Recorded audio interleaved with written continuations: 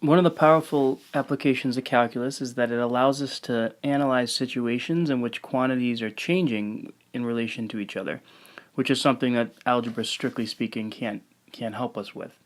And so related rates is a important application of calculus, and because of that, like optimization, I know many of my students have a hard time with related rates, so I'm probably going to do a whole string of videos on this topic just to give you many examples to use.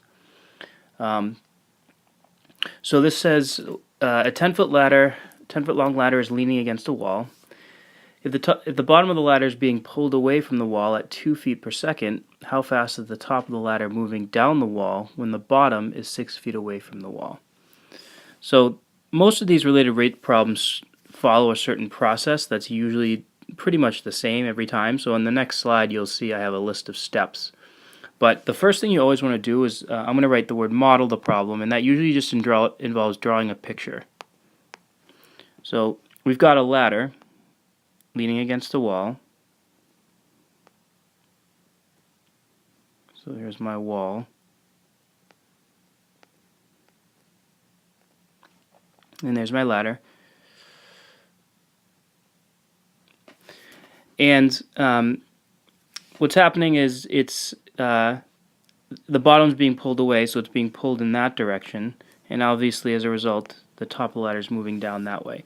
So our job is to figure out how fast the top of the ladder is moving down the wall at the instant that the bottom is 6 feet away from the wall. Now, it's very important when you label this diagram to only label things that are constants at the beginning, at least. So it's a 10-foot long ladder, which means that this here I can label as a 10. That's a constant. That's not changing in the problem. That, regardless of where it is, that will always be 10 feet. Right? So that's a constant.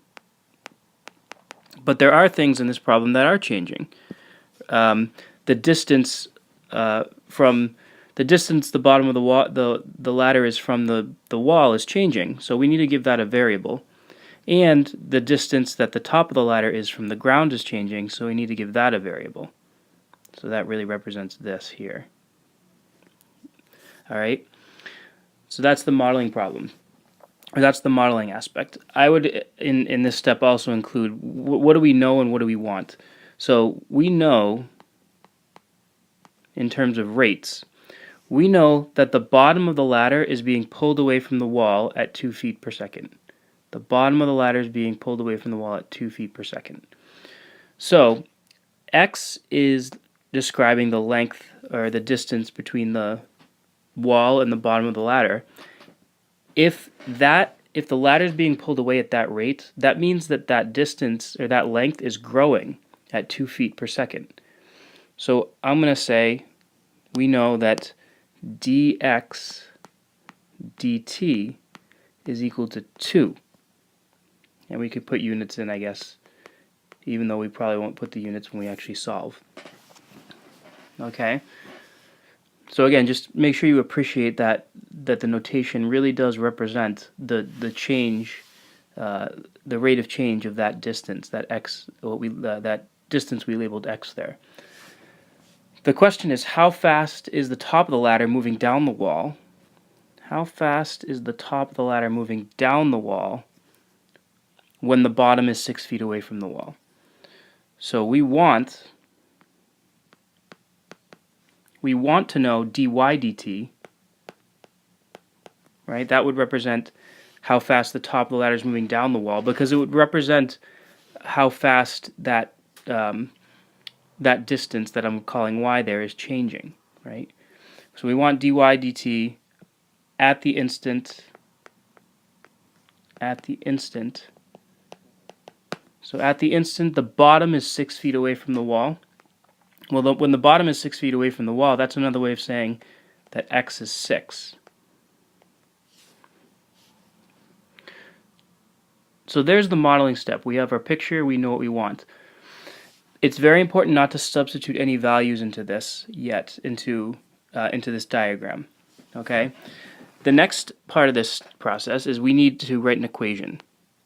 And it's a static equation. And what I mean by that is this equation needs to have no derivatives in it. It just needs to relate the quantities in the diagram and in the problem, whose values are changing and whose rates we ultimately want. So this picture, it seems pretty obvious how we can relate the x and the y. The Pythagorean theorem will tell us how x and y relate. All right, so there's my equation. Now, do not substitute any values in yet. You have to differentiate. You have to differentiate both sides of this equation.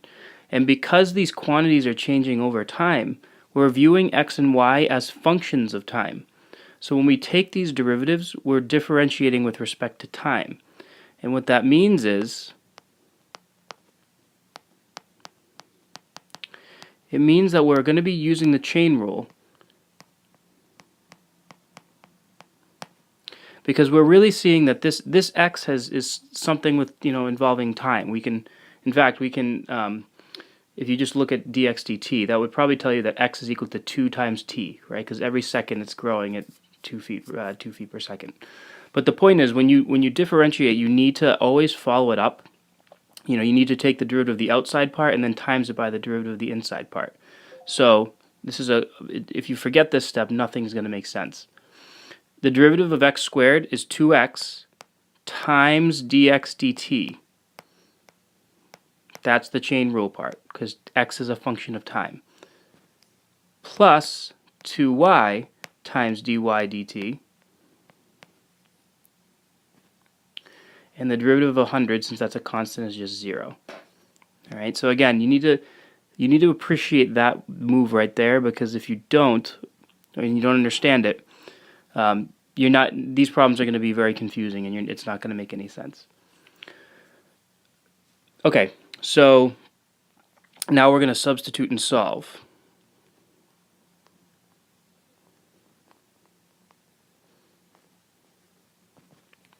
So remember that the quantities I want, the actual quantity I want that rate, that dy dt. So we should expect that everything except for this, I should be able to substitute in as a value. So we know what x is. We're interested in the way these quantities relate at the instant x is 6. So now I can plug in a 6 for x. So it becomes 2 times 6. dx dt, I know that rate is 2. Plus 2y. Now you may think we don't know what y is, right? We know what x was because that was given. Here's a time where you can say, well, at the instant that x is 6, this is what the situation looks like, right? At the instant that x is 6, that's a 6. This is always a 10. At that instant, this must be an 8 if you use the Pythagorean theorem. So here's where you actually can plug in those values, but notice I'm only doing it after I did the differentiation step. So 2 times 8 and dy dt is what we want. And now we've reduced this problem to an algebra problem. We're trying to solve this variable for this variable. So this becomes 24 plus 16 times dy dt equals 0, which means that 16 dy dt equals negative 24, and if you divide, you get dy dt equals negative 24 over 16, which reduces to negative 3/2. All right, and then we want to interpret this answer. One thing you might want to acknowledge is that it's a negative rate, and that makes sense because as the ladder moves away from the bottom of the ladder moves away from the wall, the top of the ladder is moving down. So the y distance, that y length, is decreasing. So we should expect that the rate would be negative. So we're going to say, as our final answer, at the instant, or at this instant,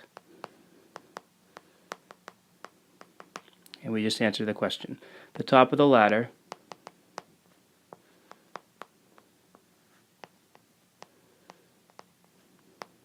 is moving down the wall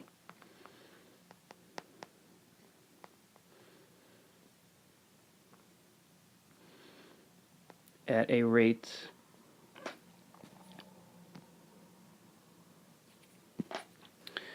of 3/2 feet per second. I guess you don't really need to put the negative because I said that it's moving down the wall. All right. So I kind of turned this into a 4-step process. Make note of the comments I made, which are very important. One is make sure that you get an equation that you differentiate it with respect to time. So that's where these dx dt's and dy dt's come in. And the second thing to make sure of is that you don't substitute values into the equation until after you've taken the derivative. So if you're someone who learns better through steps, these might be something you want to jot down, at least in the beginning, until you get pretty good at these problems.